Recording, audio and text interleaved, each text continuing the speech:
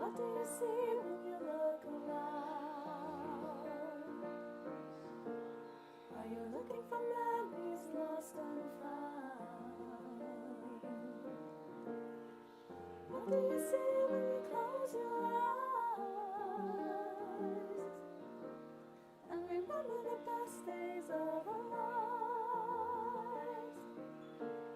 I see colors. I see colors. I see colors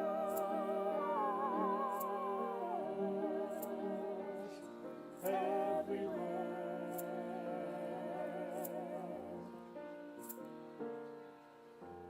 Taking the pictures in my mind, so there's never a moment left behind. Singing a song along the way, making the most of every day. And I see colors. I see colors.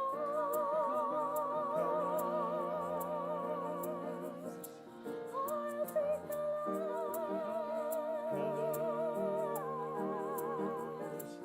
everywhere.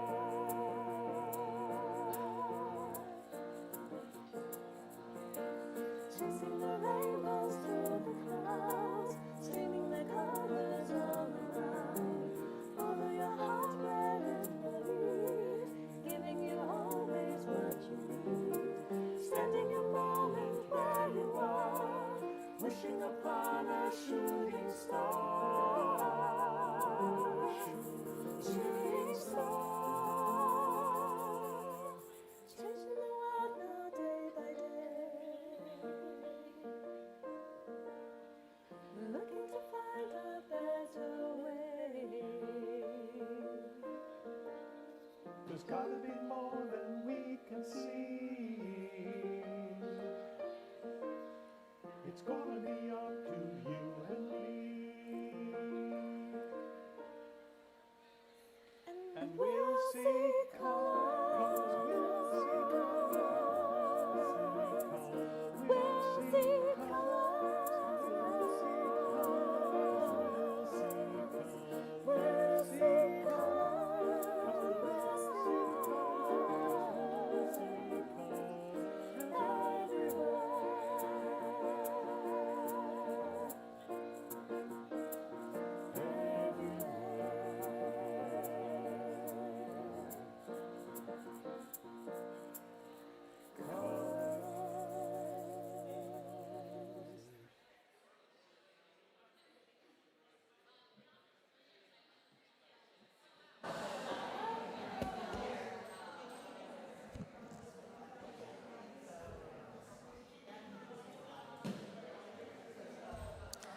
Good morning, Cedar Lane.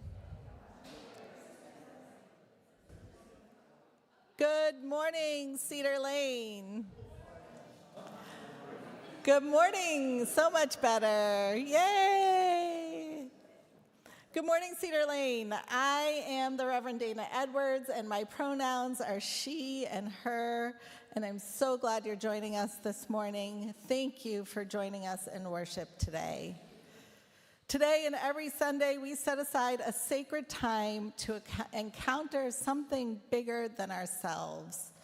We set aside a time to encounter collective community, joy, sorrow, hope, love, worry, sadness, all together this morning. And we know there are countless ways that we show up in the world, and we welcome all of who you are in this moment. Whoever you are, whomever you love, however you express your gender identity, your sexual identity, or your spiritual identity, you are welcome here. Whatever your disability or documentation status, you are welcome here. Whether this is your first visit to or your 100th visit, you are a part of our beloved community. And whether you're joining us in person this morning or watching online on a weeknight, you are part of this beloved community. You are welcome to bring your whole and holy, perfectly and perfect self into worship this morning. And a special welcome to our guests and newcomers. If you're still finding your way, we would love to connect with you. For our online friends, you can visit us or you can connect with us in the chat. And if you're here in person, feel free to raise your hand in your news so we can offer a warm Cedar Lane welcome.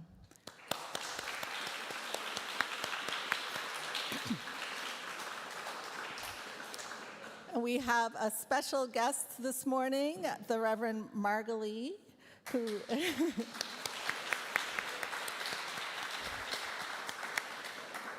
Reverend Margalie and I went to Meadville Lombard Theological School together, and she now serves as a minister at First Unitarian Church in Orlando, and I hope you love her as much as I do. Everyone in our community is invited to take a moment to fill out our connection card this morning. It's a simple way to let us know how your spirit is today. You can see the QR code on your screen or on the screens in the sanctuary. It's a simple way to let us know how your spirit is and share what's on your heart and to ask for follow-up from our team. And after the service, you can come find us in the fellowship hall. There are refreshments and conversation in the fellowship hall, which is straight back and to the right. And if you pick up a yellow mug, that will let people know you'd like to chat. And if you pick up a white mug, please take a moment to welcome someone with a yellow mug. And as we settle in to co-create worship together, feel free to use our creative listening materials for all ages in the back of the sanctuary.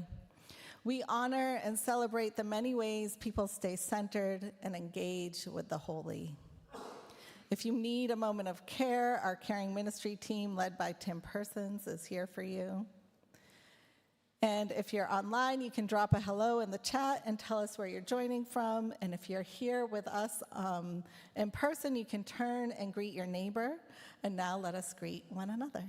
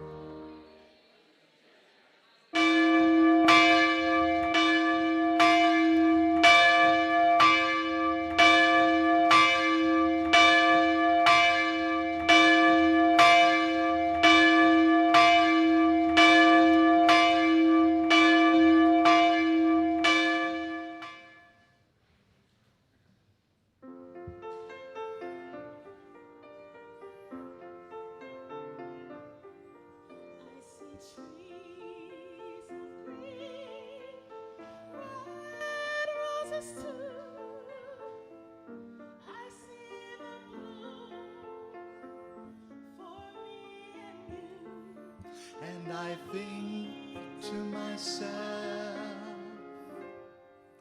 what a wonderful world.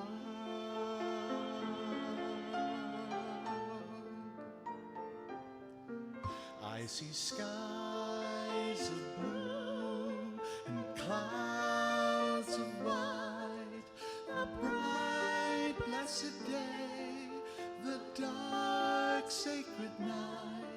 And I think to myself, what a wonderful world.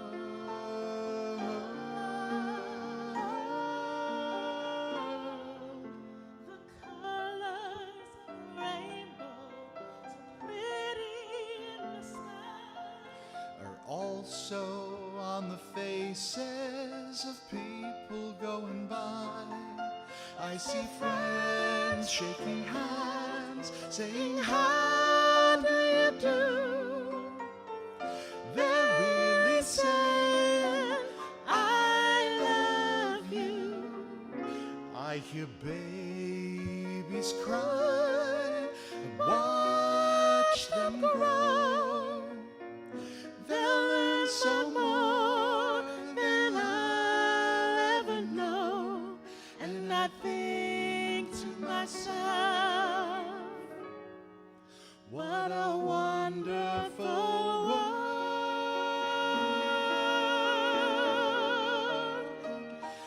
Yes, I think to myself,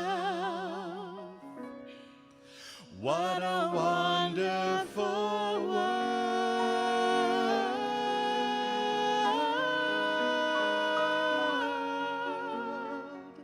Oh, yeah.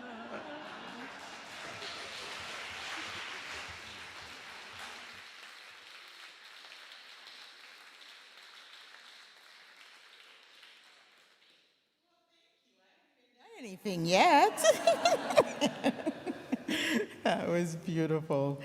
It is so good to be with you here this morning, which really is by chance. I was coming to visit my wonderful friend and colleague, Dana, and she said, when I mentioned when I was thinking about it, she's like, oh, well, that's wonderful. You can preach.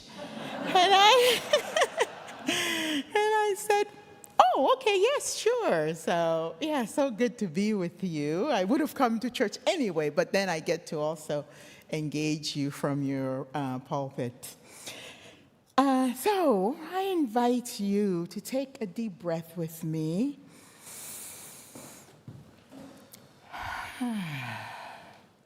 And just remember that what we do here is holy work. In a world that often encourages us to go it alone, we gather to remember a different truth. We are made for relationship.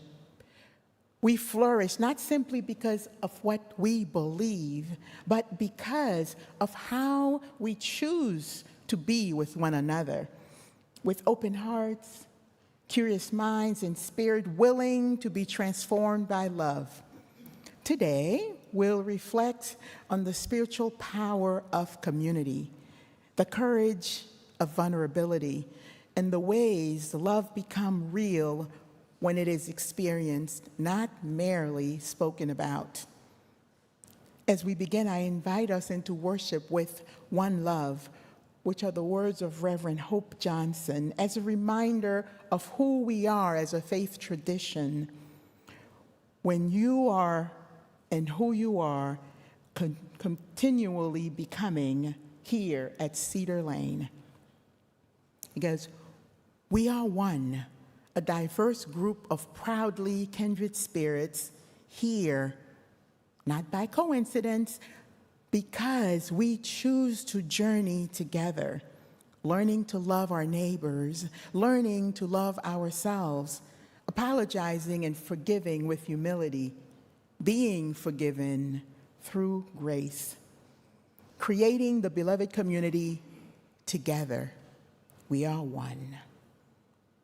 So let's just take another deep breath together and fully arrive here, and let us worship together.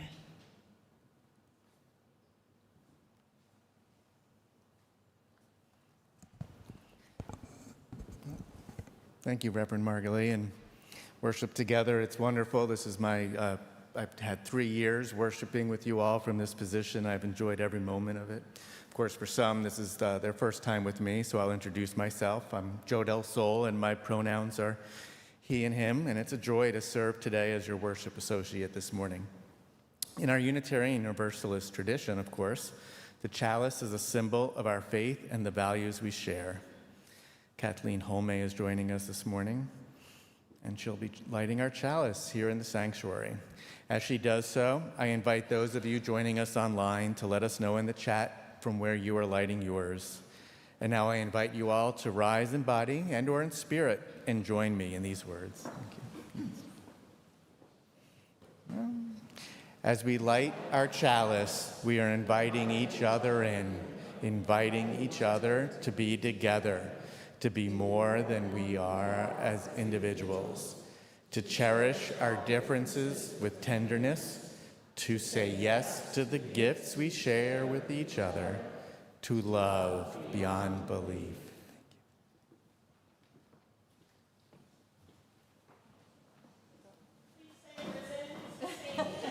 Number 6. My bad. Just as long as I have breath.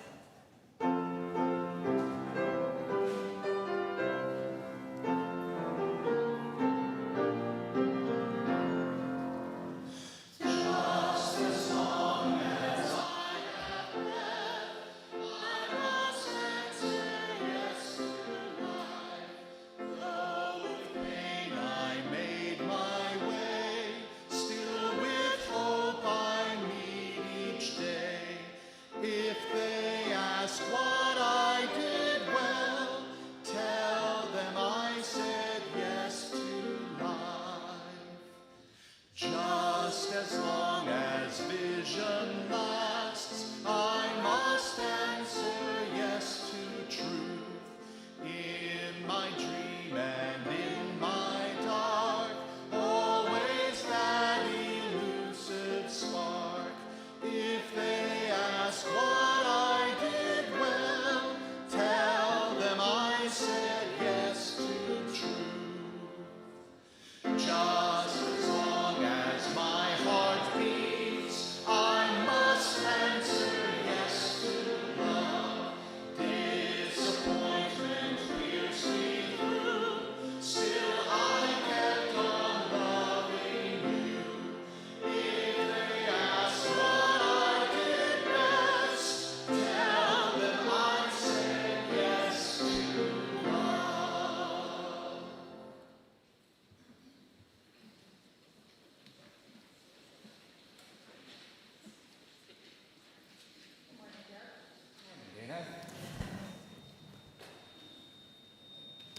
Maybe over that way a little bit more. Way over there. Hello. Each week, we have many ways to engage and go deeper with our Cedar Lane community. Let's spend a moment sharing the ways we will do the work of love this week and beyond. Yes, first I recommend joining us for a postcard writing party. Celebrate, get out the vote. I would recommend signing up early. I promised I would do the same, and it's coming up on Sunday, August 16th from 12 to 1:30 in the Chalice House. Why don't we just share this mic? I'm all for it. Yeah, sorry about that. Where were we? So our postcard writing party will be hosted by our Democracy Action team. So come enjoy the music, pizza, and help write postcards to encourage newly registered Maryland voters to vote. We need that to happen. After you sign up, before you do that, you have an opportunity to learn something new. Check out Many Streams, One Ocean, an intro to Hinduism. This occurs Thursday, August 6th through August 27th, all on Zoom. You can explore Hindu history, sacred texts, and spiritual practices, and discover connections with Unitarian Universalist values. You can register on Realm, and all are welcome. For our younger creatives, we have our Cedar Lane Arts Camp on August 17th through August 21st from 8:30 a.m. to 12:30 p.m. And there's still a couple spots. If you know somebody or love someone in that age range, please encourage them to come. It's a wonderful arts-based camp for ages 6 through 12. It focuses on creativity, compassion, and community. And you can speak more with Rev Dana to learn more and register. And one quick way that you can help that community is to donate clean, washed 2-liter plastic bottles for the camp. And the boxes right out near the creative listening materials. Thank you all for being part of this wonderful community. So we hope to see you at all these events and more. And now we move into our time of joys and sorrows. I'll leave the handheld down. Let's take a moment. Let's breathe together, in and out. Feel where you are. Feel the people around you, the ones in this room and the ones joining from somewhere else. All of us here for the same hour. This is the part of the service where we listen to our hearts, the joys that have been sitting with us all week, the sorrows we've been carrying, maybe quietly, the feelings we don't yet have words for. There's room for all of it here within our Cedar Lane community. We hold Machiko Yurko in our prayers as she navigates a series of new health concerns. We send healing wishes to Jill Russ as she recovers from hip surgery this week. And we remember the many among us whose names who have not been spoken today, those carrying grief, those living with illness, those facing uncertainty, those searching for hope. May each one know that they do not carry these burdens alone. Our circle of care reaches far beyond these walls. We remember all whose lives have been shattered by war, violence, displacement, and natural disasters. May justice, healing, and peace take root wherever they are needed most. Now I invite you to speak the names of those you carry in your heart today. You may say them aloud, or if you are worshiping with us in line, place them in the chat. Together, let's hold these names in a moment of silence.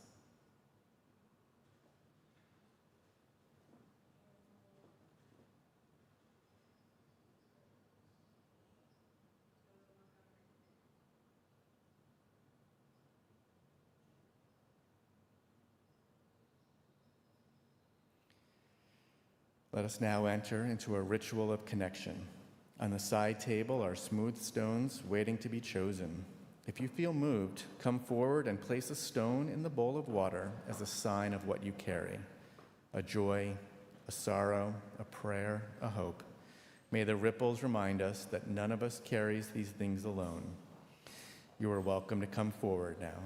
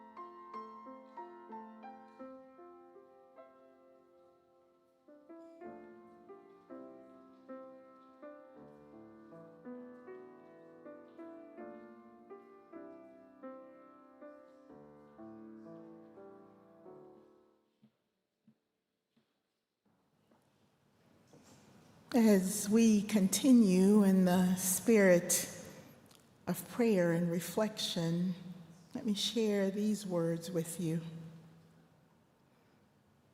Spirit of life, Spirit of love beyond belief, that which accompanies us wherever and however we are here today, together in community.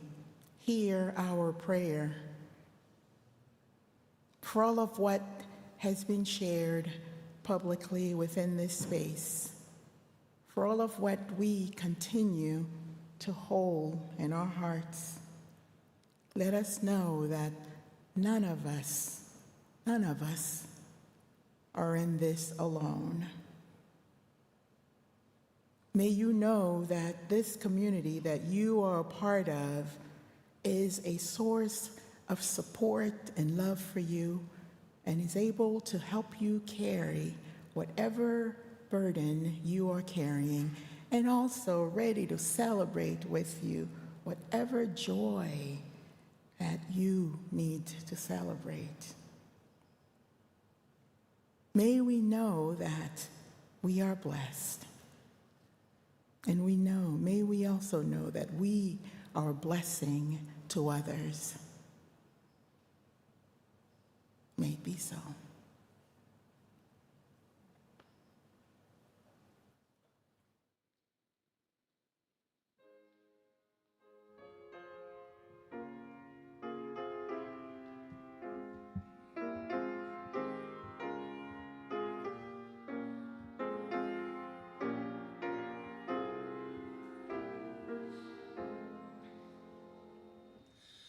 Find the stillness, hold the stillness, let the stillness carry me. Find the silence, hold the silence, let the silence carry me. In the Spirit, by the Spirit, with the Spirit giving power, I will find true harmony. Seek the essence, hold the essence, let the essence carry me. Let me flower, help me flower, watch me flower, carry me. In the Spirit, by the Spirit, with the Spirit giving power, I will find true harmony.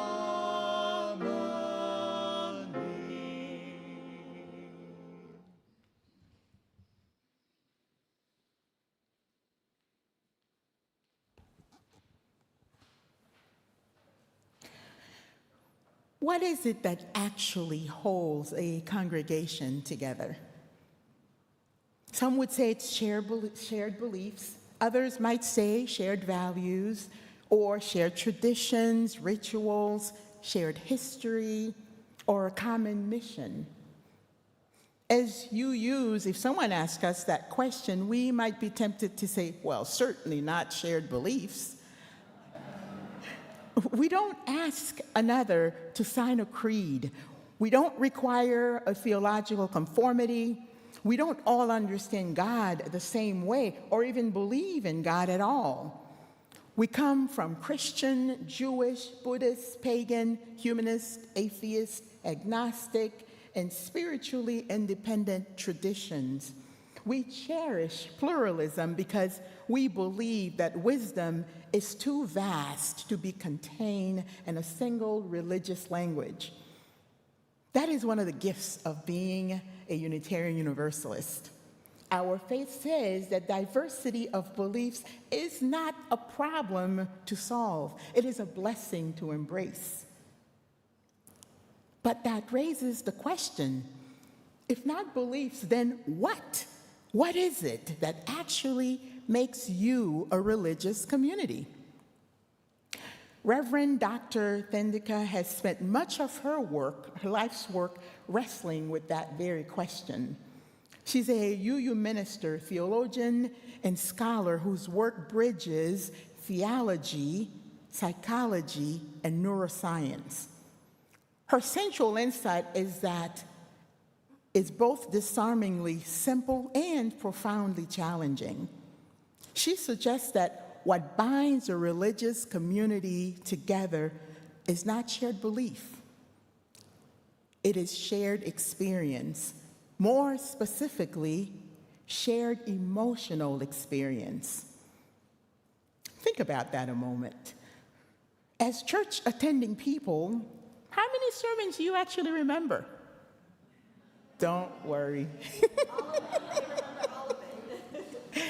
We also forget committee reports, announcements, they fade. Even details of that wonderful worship service, that becomes fuzzy over time. But we remember moments. We remember the service that made us laugh or cried. The choir anthem that unexpectedly opened something inside of us. The memorial service where someone placed a comforting hand on our shoulder.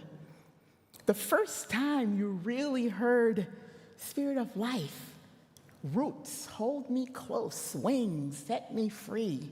The child who asked an impossible question that made us all see the world differently. The embrace after difficult news. The silence that somehow spoke louder than words. We remember how we felt. Because that is how human beings are made. Thandeka draws on affective neuroscience, which is the study of emotions, to remind us that human beings are wired for connection through feeling. Long before we can explain our experiences, we feel them. Long before a child can articulate love, they know what it feels like to be held. Long before they understand trust, they know what it feels like to be safe. Long before they can define belonging, they know whether they belong. Feeling comes first. Meaning follows. Well, belief comes last. That, I think, should make us pause as a religious community. Because as a group, we UUs have become extraordinarily good at helping people think. But are we equally good at helping people feel? I love that our faith is one that encourages questions. I love that we value science. We engage philosophy, that we refuse easy answers, and I love that we honor pluralism. In fact, pluralism is one of our shared values because we understand that no single person, no single religion, no single culture possesses all truth. And that is a beautiful thing. At the same time, spirituality is one of the values we explicitly affirm.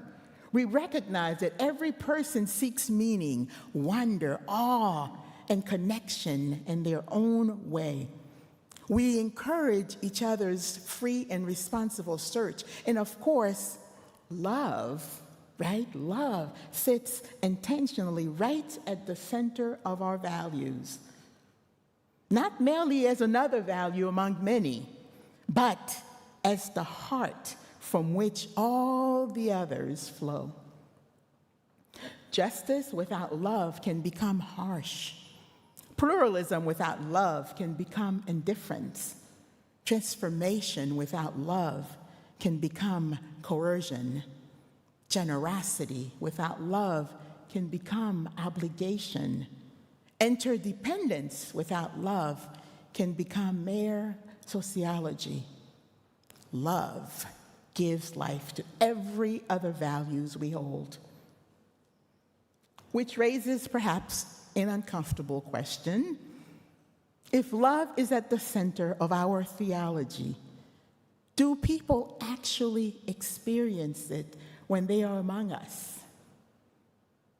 That, I think, is the question Thandeka places before liberal faith traditions like ours.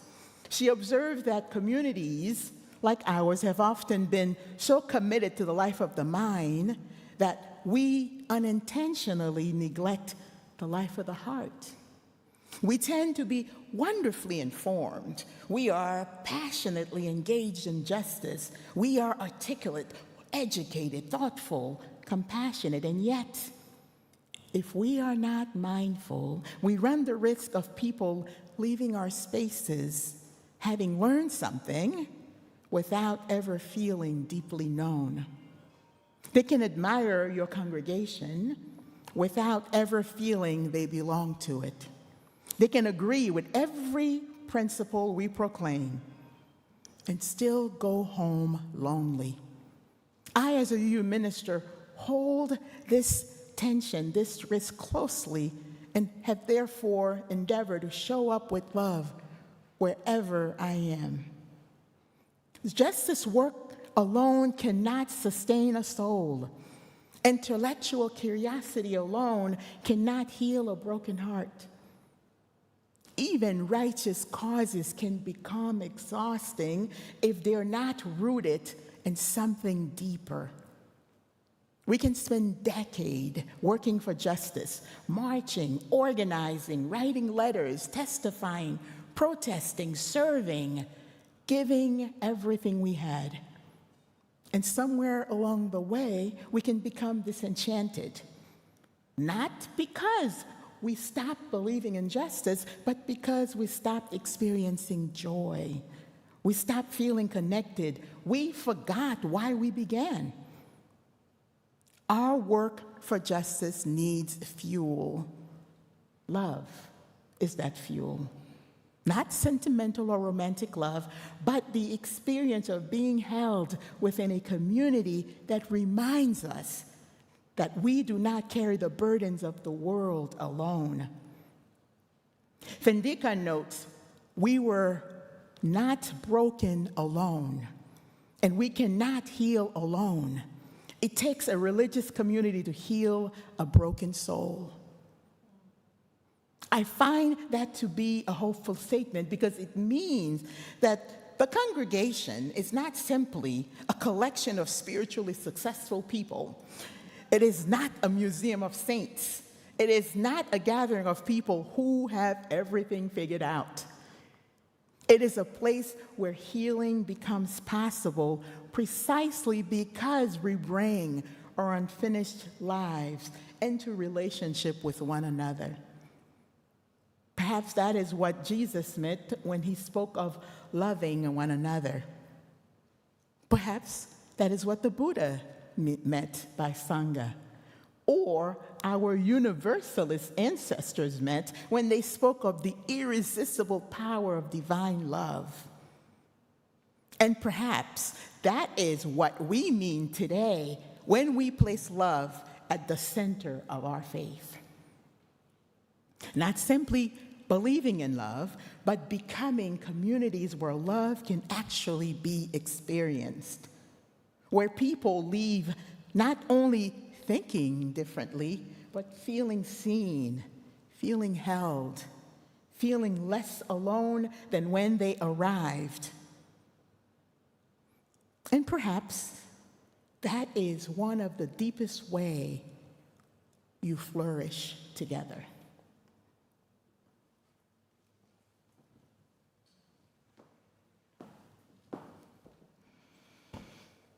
We'll hear more soon. One of the ways that we flourish together is by sharing an offering every Sunday. And that way we are reminded that this community is sustained by love, sustained by all of us, by our care, our presence, and our generosity, all infused with love. The offering we collect is more than financial support. It is a way of saying yes to Cedar Lane's mission, saying yes to the values we are called to live out together, saying yes to love, saying yes to justice, yes to generosity, yes to transformation. What you give sustains our worship. It sustains our programs at every age, our partnerships with the wider world, and our ability to keep growing as a faith community.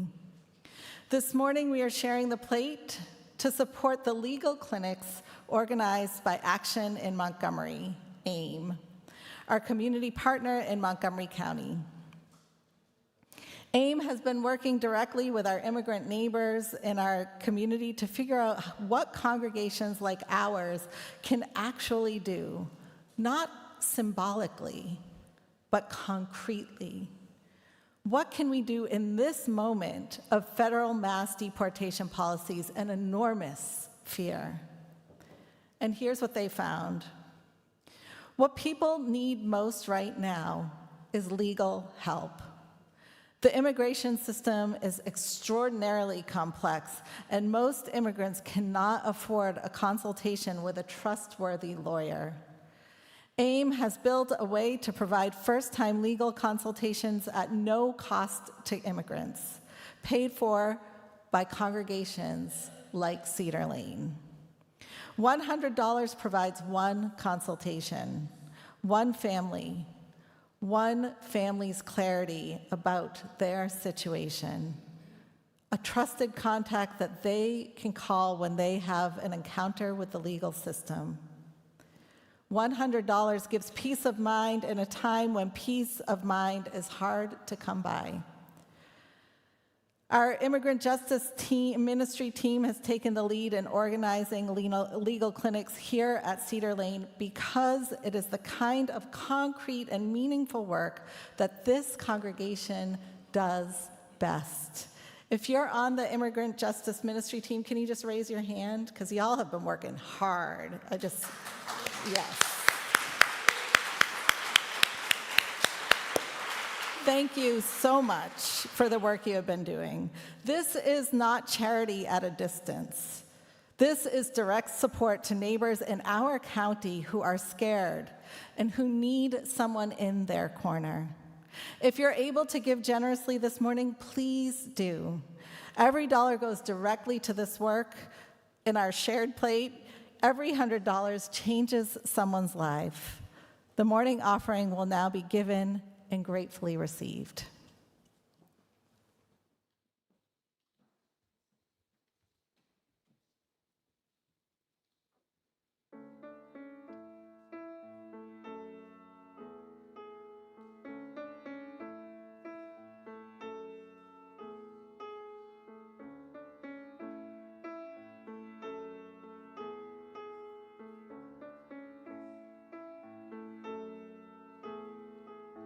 You got a fast car, and I wanna take it to anywhere. Maybe we can make a deal. Maybe together we can get somewhere. Any place is better. Started from zero, got nothing to lose. Maybe we'll make something. But me, myself, I got nothing to prove.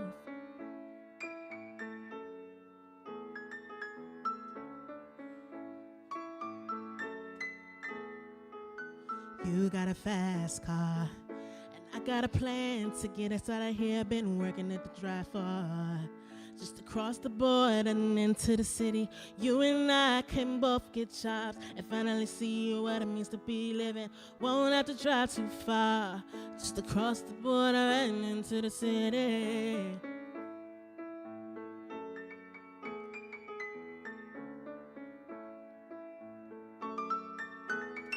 See, my old man's got a problem.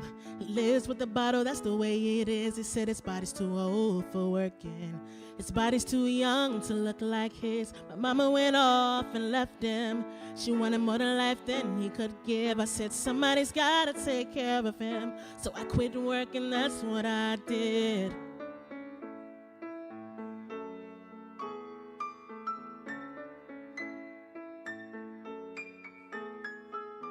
You got a fast car, but is it fast enough so we can fly away? We gotta make a decision. Leave tonight or live and die this way.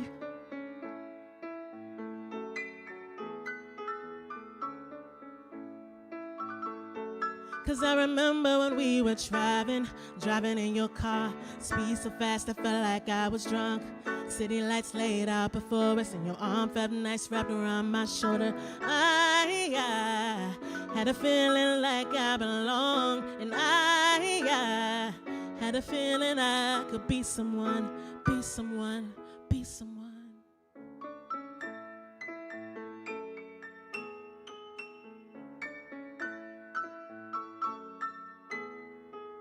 You got a fast car. We go cruising, entertain ourselves. You still ain't got a job. Now I work in the market as a checkout girl. I know things will get better. You'll find work and I'll get promoted. We'll move out of the shelter, buy a big house and live in the suburbs.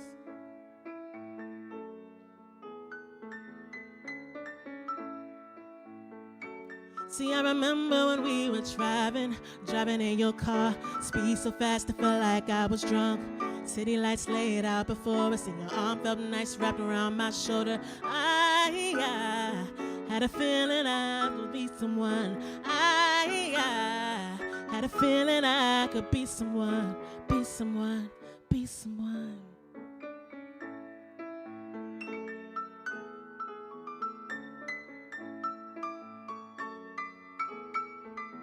You got a fast car, and I got a job that pays all our bills. You stay out drinking late at the bar, see more of your friends than you do with your kids. I always hope for better, thought maybe together you and me find it. I got no plans, I ain't going nowhere, so take your fast car and keep on driving.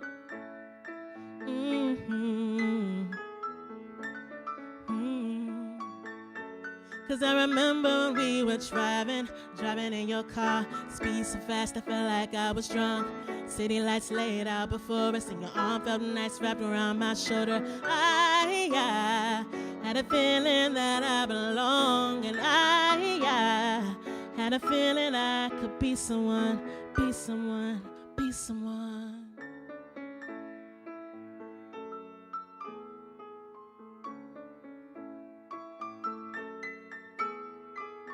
You got a fast car, but is it fast enough so we can fly away? You gotta make a decision. Leave tonight or live and die this way.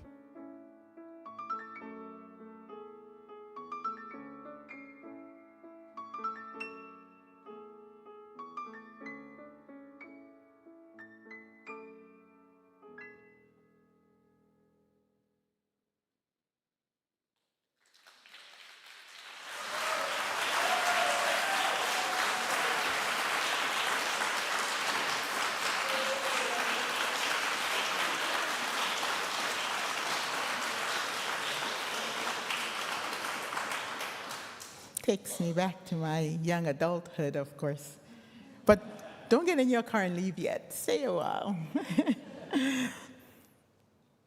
If love is truly at the center of your faith, then when people leave this congregation, what do they actually experience? Do they simply leave feeling better informed, or do they leave feeling seen, held, known, more connected to one another and to life itself? Those are all important questions, right? And underneath, there's another one, maybe a bigger one. What kind of people are you helping one another become? Flourishing is more than surviving, more than keeping the doors open, more than staying busy. Flourishing is becoming more fully alive, and none of us become fully alive alone. One of my favorite images of the church community is a greenhouse. A greenhouse doesn't make anything grow. Life itself does that. But a greenhouse creates the conditions where growth becomes possible. It provides the right amount of warmth, light, water, protection, care. I wonder if that isn't one of the deepest callings of a religious community, perhaps this community, not to manufacture spiritual growth, but to create the conditions where souls can flourish. And I think Thandeka is also inviting us to consider that. Love is not simply something we believe in. Love is an environment. It is an atmosphere, a way of being together. It is the climate in which human beings grow. That is why I am so grateful that our revised Article 2 has love standing right at the center of our values. Because love tells the truth. Love listens deeply. Love forgives. Love apologizes. Love makes room for disagreement. Love challenges injustice. Love welcomes the stranger. Love stays at the bedside. Love shows up for committee meetings. Love makes casseroles. Love sings in the choir. Love teaches our children. Love visits the grieving. Love asks difficult questions. And love keeps showing up. Justice is, of course, one of love's expressions, as are our other shared values, like pluralism, transformation, generosity, spirituality. Everything we value grows out of love. If love is the root, then the rest are branches. Without root, the branches cannot flourish. That brings me to spirituality. For generations, Unitarian Universalists have sometimes been caricatured as people who love committees more than contemplation. Thankfully, that caricature has never been entirely true. But if we're being honest, though, there has often been enough truth in it that could make us uncomfortable. We have sometimes acted as though spirituality belongs to other faith traditions, as though awe were optional, as though silence was an interruption, as though meditation, prayer, or wonder somehow threatened our commitment to reason. But if spirituality is not, but just know that spirituality is not the opposite of reason. What if spirituality is what keeps reason from becoming cold? What if spirituality is what reminds us why justice matters in the first place? The goal is not to choose between intellect and spirituality. It is to refuse the false choice altogether. Our minds, our hearts, our bodies, our relationships all matter in a religious community. A flourishing faith embraces the whole person. Reverend Hope Johnson from the invocation earlier notes that we choose to journey together. You chose to journey together, and that is a miracle. No one here was assigned this congregation. You found one another. Or perhaps you allowed yourselves to be found. She also notes learning to love our neighbors, learning to love ourselves. Yes, learning, not mastering, but learning, which means you will sometimes fail. You will misunderstand each other, disappoint one another. You'll have missed opportunities, say the wrong thing, become impatient. That is not evidence that community has failed. It is evidence that community is real. Real love isn't the absence of conflict. It is the willingness to remain in relationship through conflict. As I think about my own congregation back in Orlando, I realize some of the holiest moments I've witnessed have had nothing to do with theological agreement. They've happened in hospital rooms during a visit, memorial receptions, cup of coffee, and moments where one person quietly say to another, I'm so glad you're here. Or, you're in my thoughts. Or, I don't know what to say, but I will sit with you. Those moments rarely make the annual report. They don't appear in the church calendar. No committees vote on them, and yet they may be the most important ministry that you do here. Because those are the moments when people experience what love feels like. Perhaps that is the question then I want to leave you with today. What does love feel like here? Not what do you say about it, not what do you believe about it, but what does it feel like? Does it feel safe enough to ask for help? Safe enough to admit doubt? Safe enough to cry? Safe enough to laugh loudly without... Safe enough to change your mind? You know, no backseas, no such thing. Safe enough to change your mind. Safe enough to disagree. Safe enough to be fully yourself. If someone walked through these doors carrying grief, would they leave carrying hope? If someone walked through these doors carrying shame, would they leave carrying dignity? If someone walked through these doors believing they had to earn love, would they discover they already belonged? If the answer is increasingly yes, then you are doing something profoundly sacred.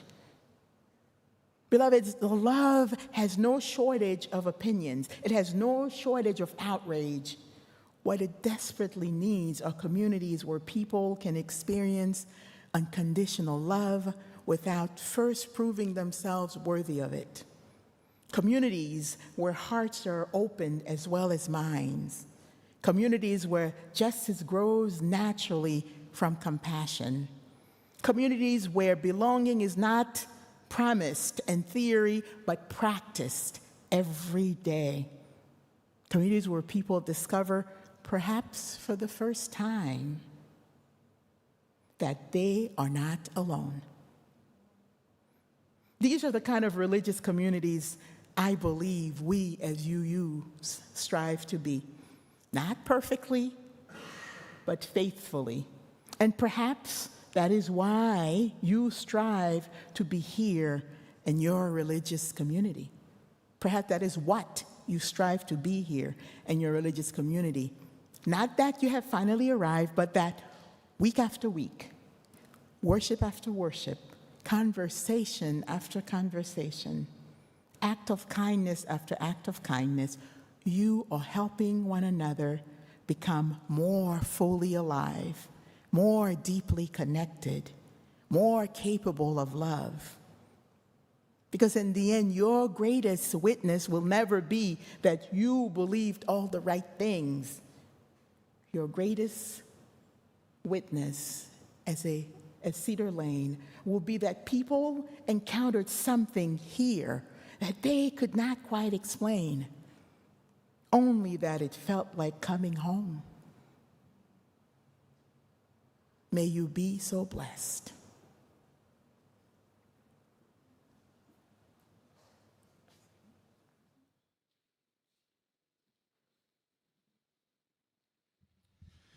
Please rise in body or spirit to sing hymn 95, There Is More Love Somewhere.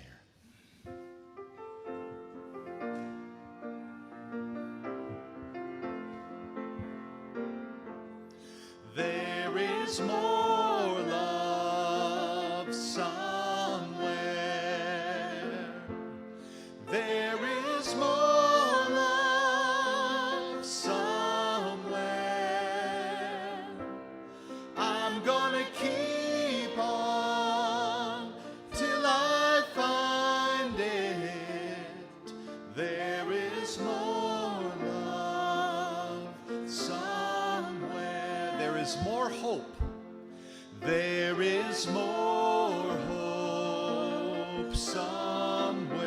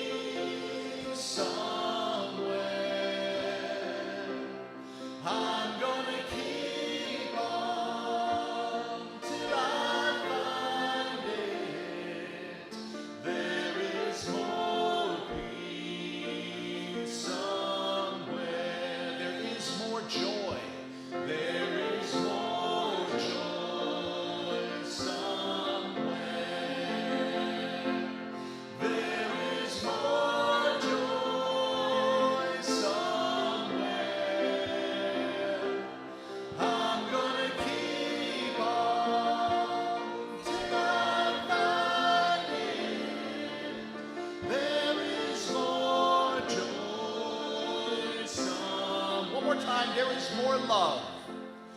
There is more love somewhere.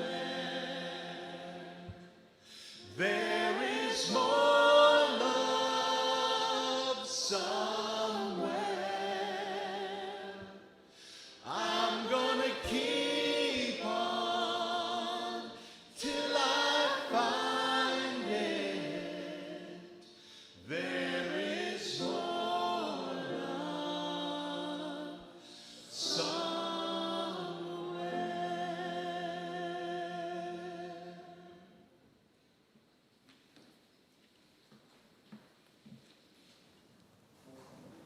As you leave this place, may you carry more than ideas. May you carry the experience of being seen, the courage to be vulnerable, and the assurance that you do not walk alone. May love continue to shape your life, your relationships, and this community you are creating together. Go in peace, go in love, go and flourish together. May you be so blessed.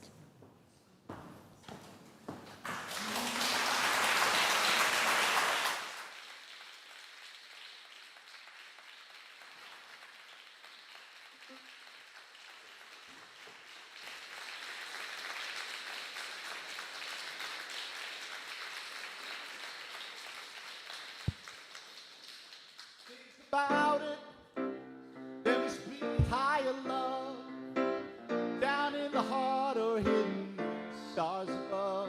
Without it, life is wasted time. Look inside your heart and I look inside mine. Things look bad so everywhere in this whole world. What is fair? We walk blind and we try to see, falling behind in what could be. Bring me a higher love. Bring me a higher love. Oh, bring me a higher love. Where's that higher love I've been thinking of? Words are turning, them just hanging on, facing our fear and hanging out there alone. A yearning, and it's real to me. There must be someone who's feeling for me. Things look so bad everywhere in this whole world. What is fair? We walk blind and we try to see, falling behind